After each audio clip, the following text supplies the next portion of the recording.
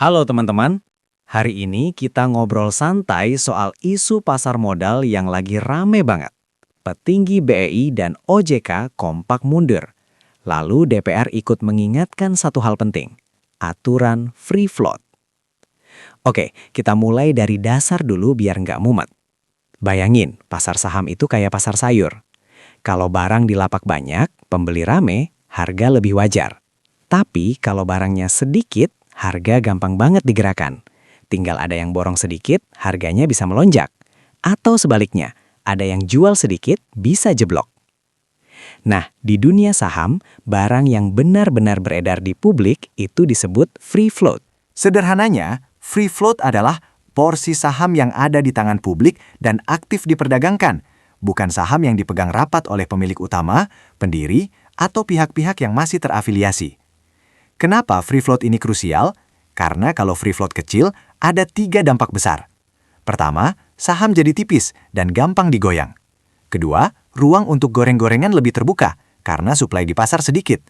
Ketiga, investor besar, terutama institusi, jadi mikir 2 kali karena mereka butuh likuiditas. Mereka nggak mau masuk ke saham yang kalau mau beli atau jual agak besar, langsung bikin harga loncat-loncat.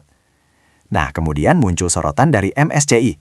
MSCI ini apa? Anggap saja MSCI itu seperti peta investasi buat banyak dana besar dunia. Banyak manajer investasi global pakai indeks MSCI sebagai patokan. Kalau MSCI bilang ada masalah, itu bisa bikin investor global jadi lebih hati-hati. Di kasus Indonesia, MSCI memberi sinyal keras soal investability, kurang lebih tentang seberapa layak dan aman suatu pasar untuk investor global.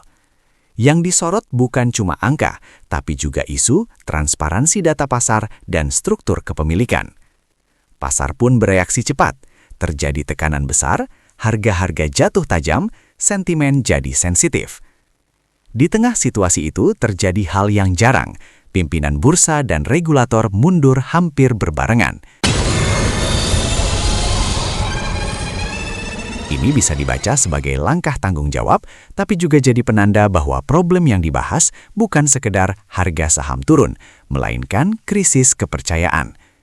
DPR kemudian ikut bersuara, intinya mundur boleh jadi langkah etik, tapi yang lebih penting adalah pembenahan aturan. Salah satu yang jadi sorotan adalah kebijakan free float. Lalu apa respons kebijakan yang muncul? Salah satunya adalah rencana atau kebijakan untuk menaikkan minimum free float menjadi 15%. Tujuannya jelas, menambah porsi saham yang beredar di publik, biar pasar lebih dalam, lebih liquid, harga terbentuk lebih natural, dan ruang permainan makin sempit. Tapi perlu dicatat, kebijakan seperti ini biasanya punya 2 sisi. Sisi positifnya, pasar bisa jadi lebih sehat dalam jangka panjang.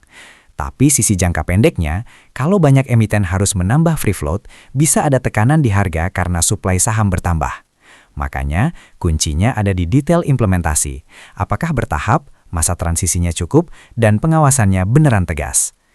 Nah, kalau kamu pengen ngikutin cerita ini tanpa kebawa drama, ada 3 hal yang paling penting dipantau. 1. Aturan final free float 15%. Mulai kapan berlaku dan masa transisinya seperti apa. 2. Cara audit kepemilikan terafiliasi atau tersamar, karena isu ini nyambung ke transparansi dan fairness. 3. Bagaimana respons lanjutan MSCI dalam beberapa bulan ke depan, karena itu akan memengaruhi sentimen investor global. Jadi, kesimpulannya begini. Ini bukan sekedar cerita orang mundur. Ini cerita pasar yang lagi minta satu hal paling mendasar. Aturan main yang jelas, transparan, dan adil. Aku tutup dengan satu kalimat. Harga saham boleh naik turun, tapi kepercayaan itu hanya bisa dibangun lewat transparansi dan penegakan aturan.